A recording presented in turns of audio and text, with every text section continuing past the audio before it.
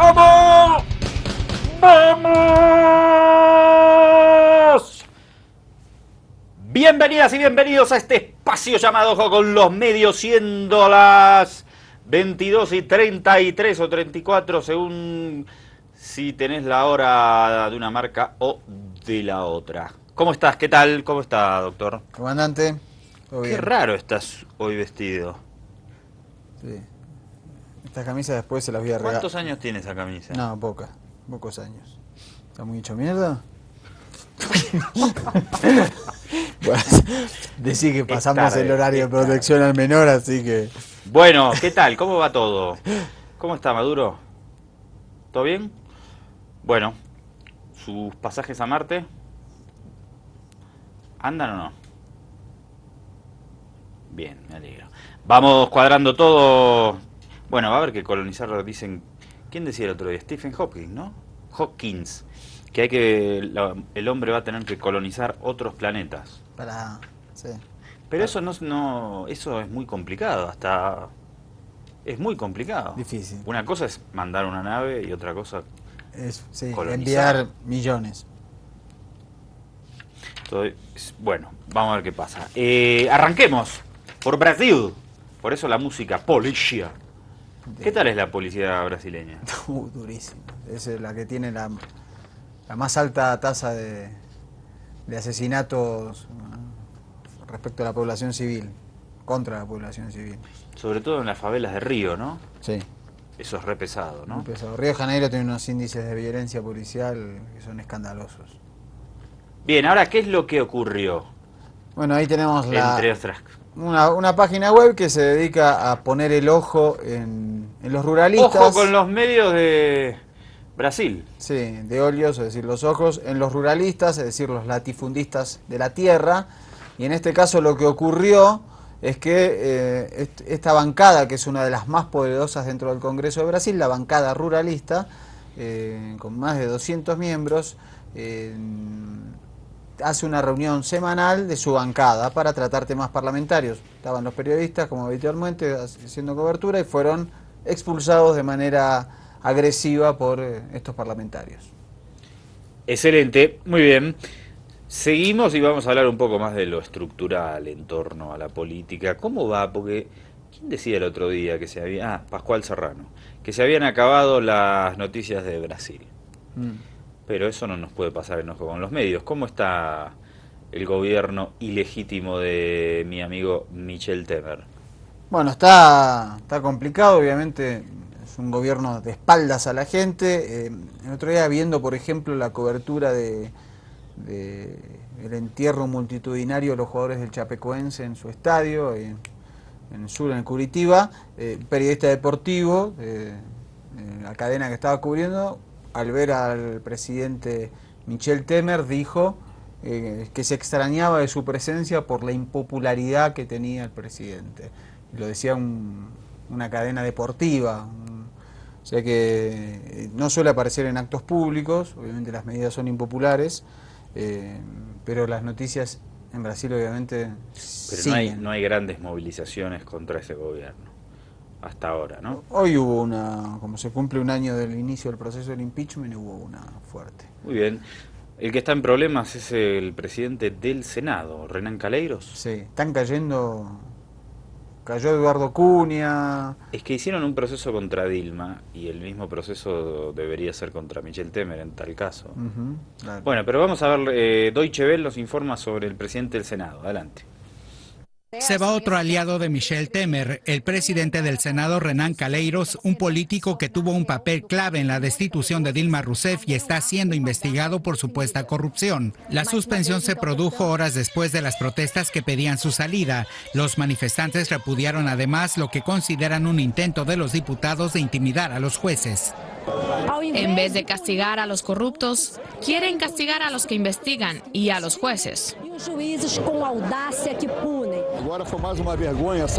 una vergüenza que hayan aprovechado la conmoción que provocó en el país entero el desastre aéreo que se llevó vidas de la gente de Chapecó para aprobar leyes que los benefician a ellos solos. Es una vergüenza.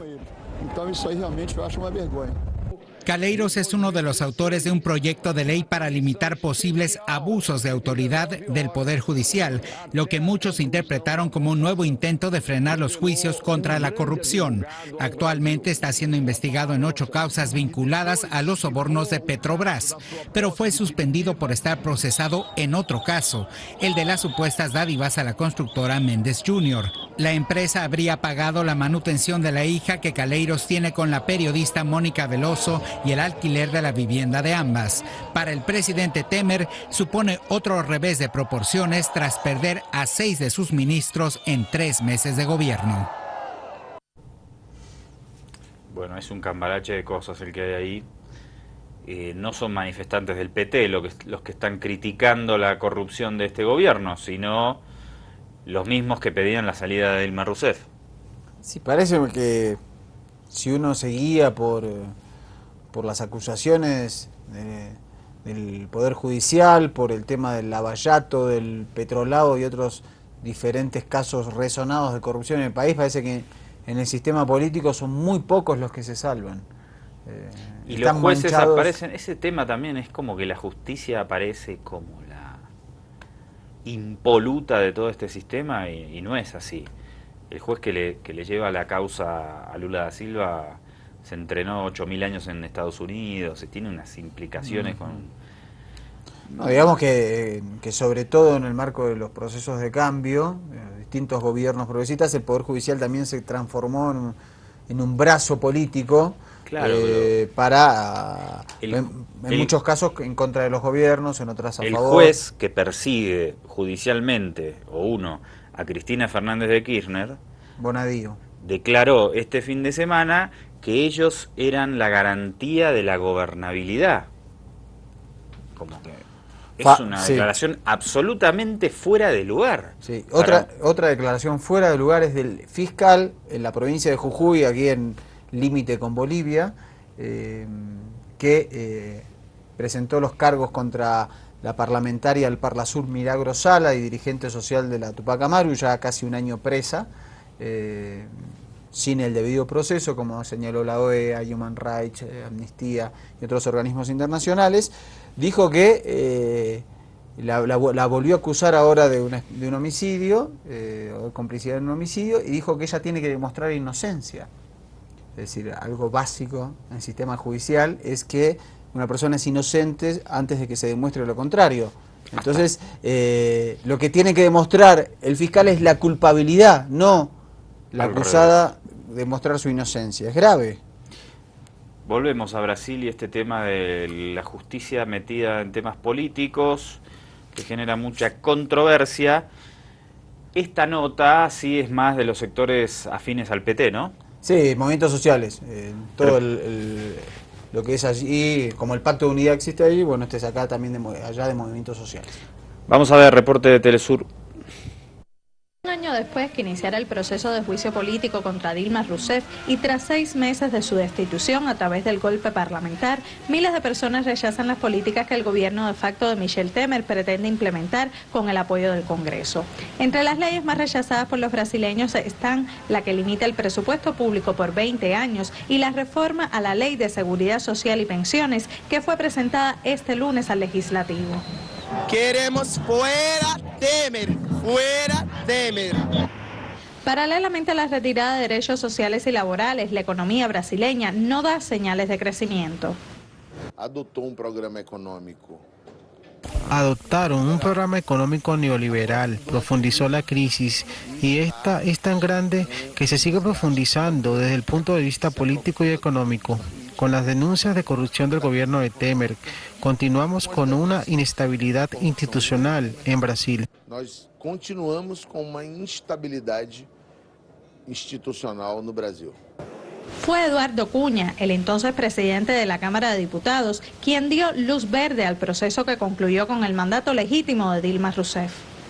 Como el PT no quiso blindar a Cunha de las investigaciones de corrupción, el proceso y las clases dominantes brasileñas, la Federación de Industrias, las grandes corporaciones de medios y la derecha realizaron un golpe.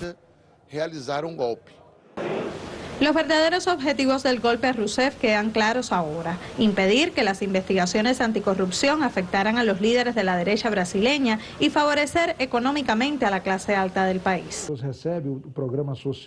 El dinero que será economizado en alimentos, o sea, en lo que las personas reciben por los programas sociales, por el salario, por la seguridad, por el seguro de desempleo, esas prestaciones se van a quitar de este grupo para pagar los encargos de la deuda interna y externa. Entonces se está practicando una distribución de ingresos inversa, o sea, en lugar de quitar a los ricos y dar a los pobres, se hace al revés, se quita a los pobres para darle a los ricos. Ahora, justo un año después del inicio del proceso contra Rousseff y ante este cuadro de inestabilidad económica y política, movimientos sociales, juristas y partidos políticos de izquierda presentarán este martes un pedido de juicio político contra el presidente Temer. La solicitud será acompañada de una enmienda para realizar elecciones directas, una de las solicitudes del pueblo brasileño tras el golpe a la democracia. Pasamos de Brasil a Venezuela, donde los diputados opositores gozarían una bola haciendo lo mismo que hicieron contra Dilma Rousseff en Brasil, pero no pueden. Y por eso ahora la oposición, que estaba en la mesa de diálogo con el gobierno, anuncia que no participará en la próxima reunión prevista en este diálogo, cuya mediación es del Vaticano. Lo reporta Hispan TV desde Venezuela. Inicia una semana clave para el diálogo político en Venezuela. Pese a las amenazas de la oposición de retirarse de las negociaciones, el gobierno insiste en que el diálogo debe continuar. Este diputado deja claro el ambiente que reina por estas horas en los sectores de oposición. A los compañeros nuestros de la unidad que están en el proceso del diálogo, hasta ahora lo que han comunicado es que si el gobierno no cumple con lo que ha planteado, con lo que les prometió en la mesa de diálogo, ellos no asistirían. Nosotros consideramos que esa es la decisión correcta.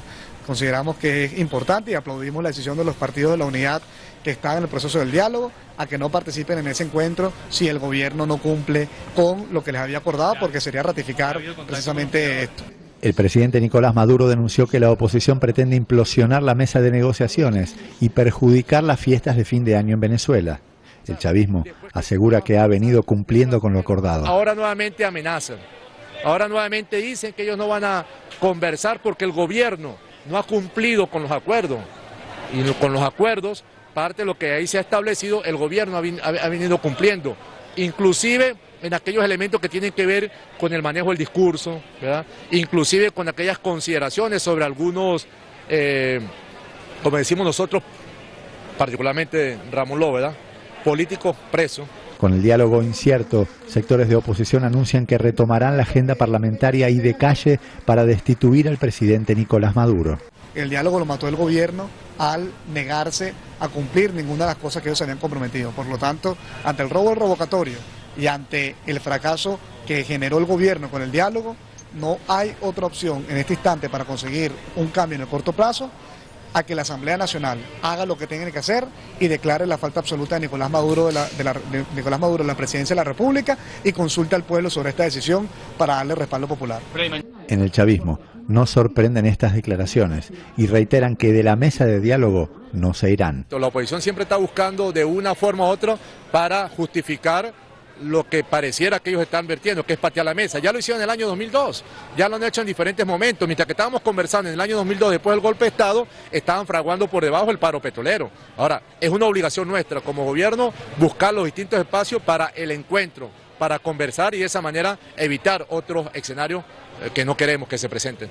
Así están las cosas en Venezuela. La posibilidad de resolver la crisis política y económica de manera negociada entre el gobierno y la oposición podría caer en saco roto.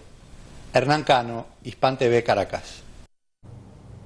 Un abrazo para el amigo Hernán Cano.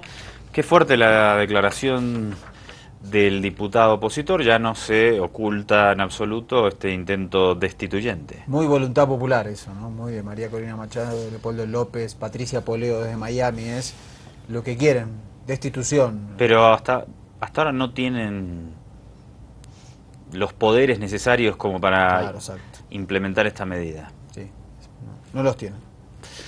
Excelente, vamos a ver cómo va a actuar o qué medidas va a tomar el gobierno venezolano por este tema de la suspensión que hicieron gobiernos de derecha capitaneados por Brasil y Argentina del Mercosur. Informe de agencia española EFE.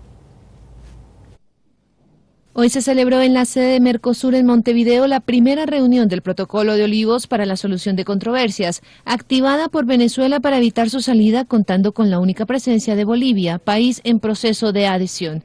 El embajador de Venezuela ante el Mercosur y la Asociación Latinoamericana de Integración, ALADI, José Félix Rivas, dijo que el pasado 30 de noviembre la canciller venezolana Delcy Rodríguez convocó a los demás países miembros del bloque regional a esta reunión. Que es un instrumento que permite la solución de controversias en el Mercosur, que permite un espacio de negociación y sobre todo de diálogo. Los 4 países fundadores del Mercosur, Argentina, Brasil, Uruguay y Paraguay, comunicaron en diciembre a Venezuela que cesaba de ejercer sus derechos inherentes como Estado parte del bloque regional, y dicha decisión se tomó al considerar que ese país incumplió las obligaciones asumidas en el protocolo de adhesión firmado en 2012. Debemos dejar claro que hasta ahora no hay un argumento legal, no hay un procedimiento jurídico, ni una norma, ni un átomo de lo que está en esta estructura normativa y jurídica que justifique el no ejercicio de la presidencia pro tempore de Venezuela y además los derechos que tiene Venezuela, los derechos plenos que tiene Venezuela como Estado parte. Por su parte, el embajador de Bolivia en Uruguay, Benjamín Blanco, declaró que su país considera que la forma de solucionar estos problemas es a través del diálogo entre todas las partes. ¿Le gustan a usted los meteoritos? Me encanta. Hasta que venga uno y se estrelle contra la Tierra y vaya a ver qué nos va a pasar. Fíjese esto en Siberia lo que ocurrió. Adelante, Russia Today.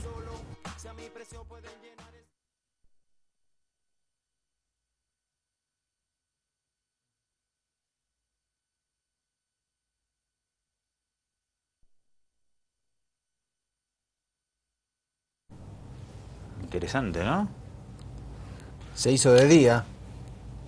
Me gustaría, tengo mucha curiosidad de conocer Siberia. Debe estar.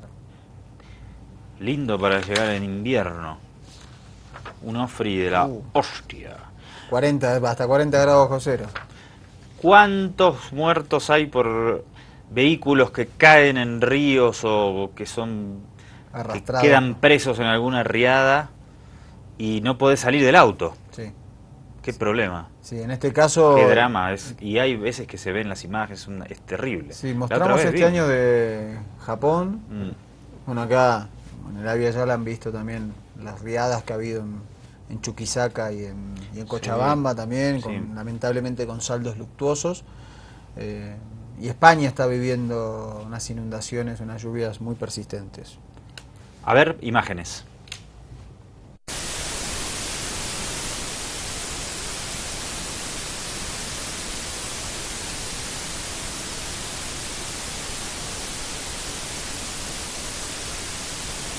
Esto es en Valencia. Sacó todo en España, la chica. Valencia, España, en la localidad de Puerto Sangut. ¿Y cómo quedó ahí? No sabemos. Y ahí se fue. Bueno, pero este se hunde más lentamente. Se supone que te da más chance, ¿no? Bueno, ni tanto, ¿no? Hasta las botas se ha sacado, ¿no? ¿Y la rescatan o qué? Sí. Sí, vemos que el auto cada vez más hundido, las lluvias continúan cayendo. Se queja porque no hay nadie, ahí llegan. Ahí llegaron la gente de la policía.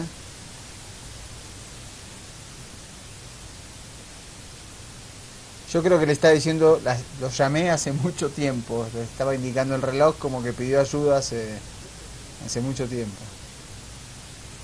Y ahí le hacen cocochito. Bueno, una reina porque ni se mojó casi. No, se cayó al agua. Cuando salió por la ventanilla del auto cayó al agua y después se subió. Tiene razón, perdóname. Sí, pero bueno, ahí Y es un camino que quedó anegado. Exactamente, inundado. porque es inundadísimo, porque ahí se ve que eso es una ruta.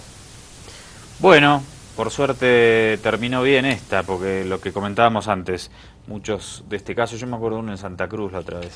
Lo que mostramos fue uno que el auto Claro, en que se en hundió general y creo que... una persona salió y otro se quedó, ¿se acuerda? Sí, y que unos jóvenes se tiraron a rescatarlos. Sí, terrible. Bueno, vamos a Argentina ahora, 2 tapas de página 12.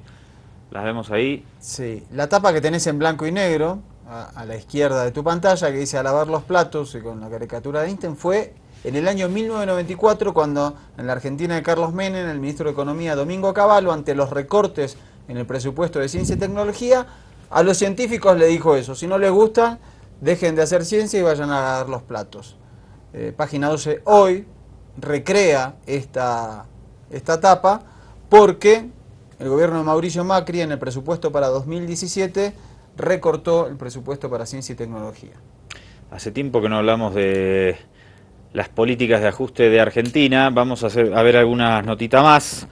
A propósito de esto que comentaba Mariano, una nota del mismo periódico Página 12. Adelante. No nos manden a lavar los platos. Susana Torrado, una científica del CONICET, que tuvo una discusión acerca de los planes de ajuste de los años 90, frase histórica de Cavallo, lo mandó a lavar los platos. Si yo le prometió el 1% del PBI, dobló la apuesta y dijo, nosotros vamos a dar el 1 por 1,5. Fíjense lo que pasaba con el presupuesto del Ministerio de Ciencia, Tecnología e Innovación Productiva. En el año 2002, el porcentaje de Producto Bruto Interno era del 0,40% dedicado a ciencia y tecnología.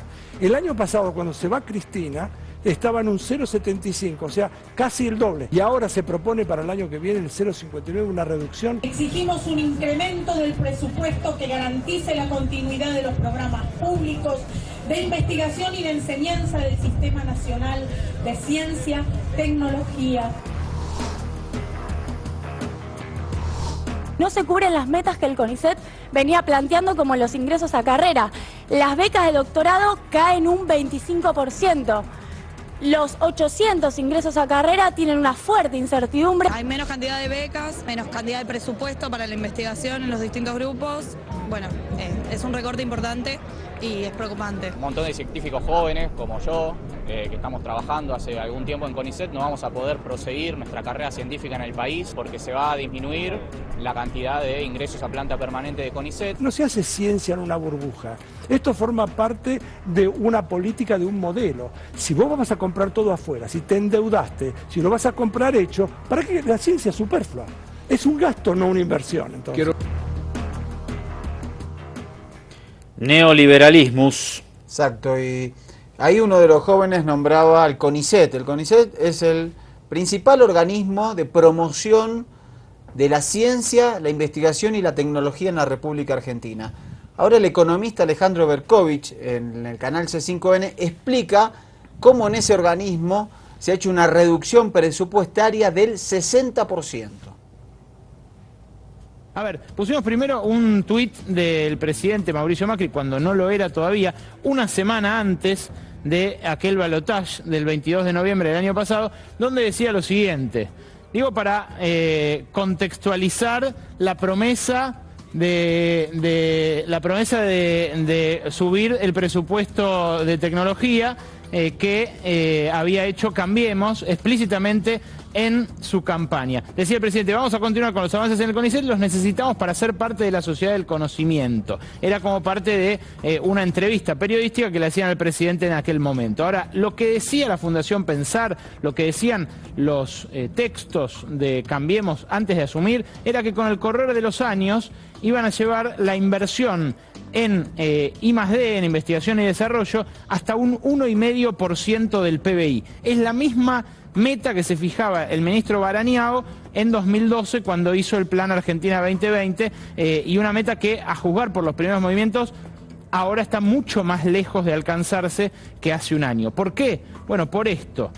Lo que reveló esta última reunión del directorio del CONICET es que se van a recortar un 60% las vacantes, los ingresos del año 2017. Esto es, los científicos que se incorporan a la carrera año a año, que acá los tienen graficados. Estos son cada año los científicos que se incorporaron a la carrera de investigadores científicos. Tenían en 2004 esta cantidad, en 2006 esta, en 2008 esta. Luego vamos a ver la cantidad total de científicos y cómo se va incrementando. Pero estos son los ingresos año a año. Hasta acá la serie histórica. Y esta línea roja es la línea que debía seguirse para incrementar año a año un 10% el tamaño en plantilla de investigadores del CONICET. Con ese 10% año a año se iba a llegar supuestamente a este 1,5% de inversión en investigación y desarrollo, y además a duplicar cada 7 años el tamaño del CONICET y llegar de alguna manera a un número de investigadores por habitante parecido, todavía lejano, pero parecido al de los países desarrollados. ¿Qué pasó este año? Esto.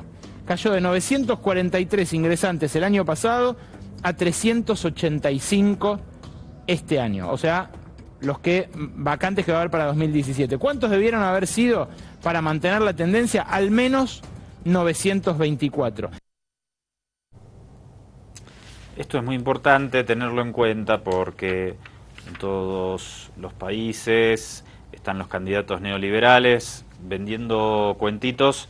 Y si llegan al poder, lo que pasa es esto, la reducción del aparato estatal, como hicieron históricamente. Por eso es muy importante ver qué sucede, principalmente en este 2016 en Argentina y Brasil, ¿no? En Brasil te comentamos siempre el recorte o el congelamiento del gasto estatal por 30 años, y en Argentina, bueno, hemos mostrado los despidos y el ajustamiento del aparato estatal. Sí, en general los países más avanzados del mundo tienen presupuestos en ciencia y tecnología que son desde el 1,5% del Producto Bruto Interno hacia arriba. Mauricio Macri en su campaña dijo que iba a llevar a esa cifra en sus 4 años del primer mandato. Esto no va a ser así, va a estar por debajo de la mitad de ese número. Y la expulsión de investigadores científicos es fuga de capitales, y esa fuga de capitales se van a ir a otros países, y eso implica una pérdida de desarrollo para un país.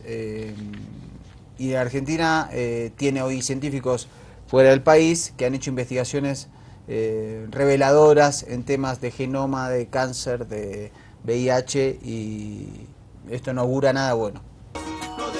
Una buena, en Austria había que repetir una elección y parecía que se podía imponer un candidato ultraderechista. No fue así, y quien lo hizo fue el ecologista. Vamos a ver un reporte de la Deutsche Welle. A la segunda va la vencida. Alexander Van der Bellen ha ganado más claro de lo esperado las presidenciales en Austria. Sus seguidores contentos y al mismo tiempo aliviados.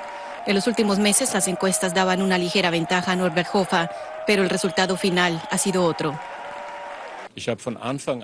Desde el principio luché y argumenté a favor de una Austria proeuropea, y también por los valores que me motivan, es decir, libertad, igualdad y solidaridad con todos aquellos que no son los más favorecidos en nuestro sistema económico.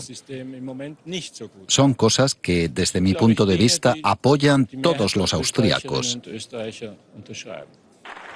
En la central del Partido Liberal Austriaco hay más periodistas que colaboradores decepcionados. Norbert Hofer ya ha reconocido públicamente su derrota.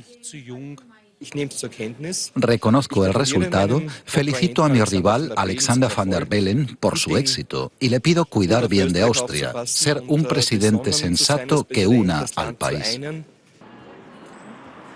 En la recta final de la campaña electoral, políticos y famosos apoyaban a Alexander Van der Bellen. Además, el tono cada vez más agresivo de Norbert Hofer también habrá espantado a votantes. Ahora, dos que se han combatido durante 12 meses se tienden la mano. Los austriacos han rechazado el giro a la derecha, eligiendo un presidente pro-europeo y abierto. Y en Alemania aumentan las expresiones xenófobas y racistas, en este caso ante la revelación de 2 crímenes cometidos por 2 ciudadanos extranjeros en ese país.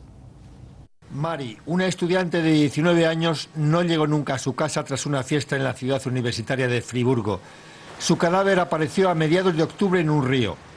3 semanas después, Caroline, de 27 años, siguió el mismo destino a unos 30 kilómetros. 7 semanas después, la policía ha detenido a Hussein, un refugiado iraquí de 17 años que llegó solo el año pasado y vivía con una familia de acogida.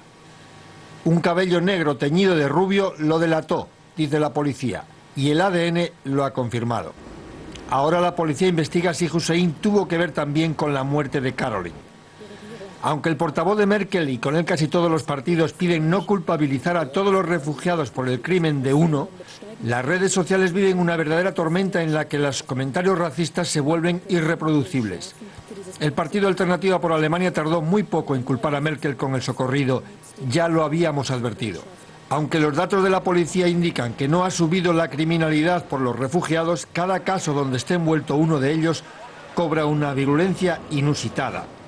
Hoy han detenido a un iraquí por 2 violaciones y se acerca Nochevieja y todos los alemanes recordarán los sucesos de Colonia como el día en que desaparecieron de las calles alemanas los carteles de bienvenidos refugiados. Y del corresponsal de la televisión española vamos a Estados Unidos con Hispan TV. Algunos efectos de la victoria de Donald Trump en ese país. Los crímenes de odio por motivos raciales y religiosos se disparan en Estados Unidos después de que Donald Trump fuera elegido presidente.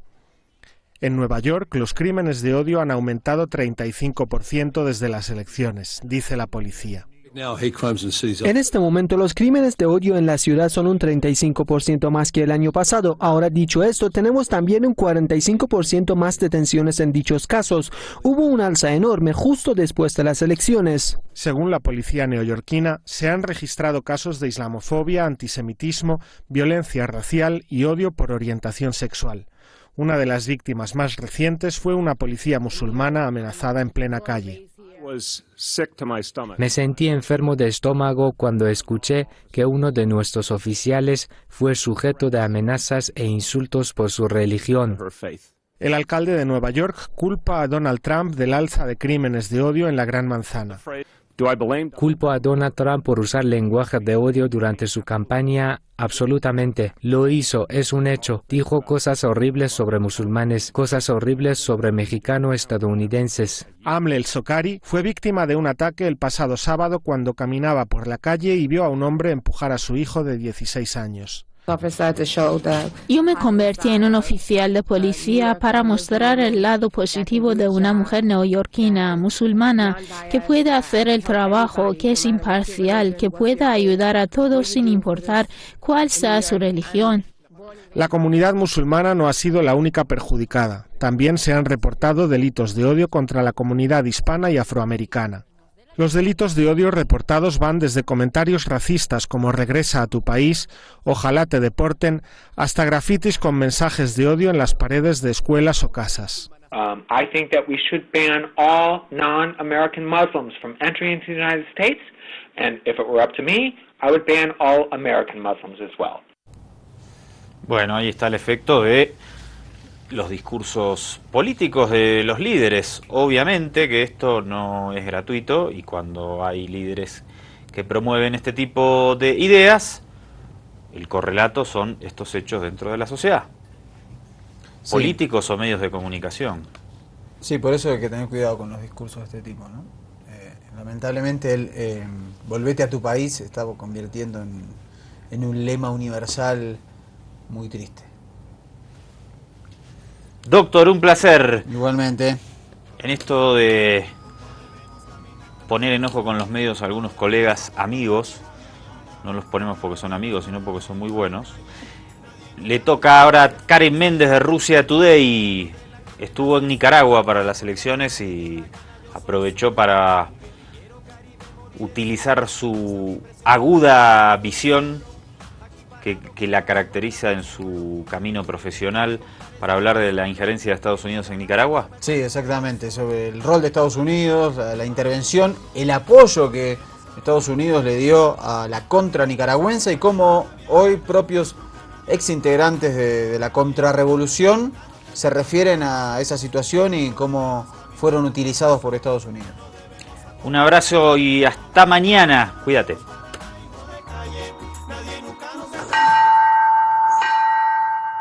Para que sonaran las campanas de la paz en Nicaragua, mucha sangre tuvo que correr por estas calles. El 19 de julio de 1979, los nicaragüenses celebraban en las calles el fin de la dictadura somocista. Algunos pensaron que el triunfo de los sandinistas traería la paz, pero en realidad no fue más que el inicio de una cruenta guerra civil provocada por la intervención del gobierno estadounidense. Todo empieza con Ronald Reagan, porque Ronald Reagan decide irse frontalmente contra la Unión Soviética. Y él es el creador, Reagan es el creador de la tesis de que la Revolución Popular Sandinista era una expresión de la confrontación este-oeste. Y desde esa óptica de que nosotros los sandinistas estábamos asociados estratégicamente, éramos producto de la intervención de la Unión Soviética en América Latina, desde esa óptica empieza a diseñar una agresión contra Nicaragua. Para derrotar a los sandinistas, Estados Unidos organizó un grupo armado conocido como la Contra, cuyo financiamiento provenía de la venta de armas que la administración de Ronald Reagan hacía al gobierno iraní cuando éste se encontraba inmerso en una guerra contra Irak. Nosotros fuimos utilizados en una u otra forma por intereses norteamericanos para tratar básicamente, aunque nos dimos tardíamente cuenta, para impedir que la revolución sandinista se trasladara a El Salvador y llegara a ocurrir en El Salvador lo mismo que había ocurrido en Nicaragua. A la agresión militar y diplomática se sumó el bloqueo económico y comercial que impuso Reagan en 1981, afectando 90% de la infraestructura productiva de ese país. En 1986, la Corte Internacional de Justicia falló a favor de Nicaragua. Lo más espantoso fue que nos dejaron literalmente en la calle, sin ninguna posibilidad de desarrollo económico. Destruyeron puertos, aeropuertos, siembras agrícolas, destruyeron todo. La historia cambió su rumbo cuando los contras, según cuentan ellos mismos, se sintieron utilizados por el gobierno estadounidense. Recuerdo una reunión con toda la plana mayor de los Estados Unidos, de que estábamos en las vísperas de entrar ya a los últimos procesos de negociación, y yo les pregunté, ¿qué podemos esperar nosotros, los de la Contra, los de la insurgencia, del aliado nuestro, que son ustedes? Entonces la respuesta fue muy cruda: están abandonados a su propia suerte. Si bien se decía que los sandinistas y los contras no podían estar en un mismo lugar respirando el mismo aire, lo cierto es que tras un largo proceso de reconciliación ambos bandos aprendieron a convivir en paz e incluso a estrechar alianzas para trabajar por el bien del país. Cuando en el año 2006 Ortega se postula nuevamente como presidente, elige a Jaime Morales Carazo, ex jefe de la Contra, como su compañero a la vicepresidencia. La barbaridad más grande, y que nunca se debería repetir, y por lo que yo en gran parte acepté ser compañero de fórmula del comandante Ortega, fue para evitar en el futuro que pudiéramos llegar a desembocar en esas barbaries, porque son barbaries, a falta de haber dialogado, conversado y negociado entre nosotros mismos. Y lo que es peor, haber sido manipulado por intereses extraños. Eso, pues yo diría que jamás volvería a hacerlo, pero ¿quién ve el futuro sino hasta que vimos y vivimos el pasado? Al fin, Nicaragua, después de siglos, alcanzó la paz. Bendita paz, que sabremos cuidar y continuar fortaleciendo. Decía Rubén Darío que si pequeña es la patria, uno grande la sueña. Y la mayor grandeza que ha alcanzado Nicaragua es haber conquistado la paz por la que tanto ha luchado. Karen Méndez, RT, Managua.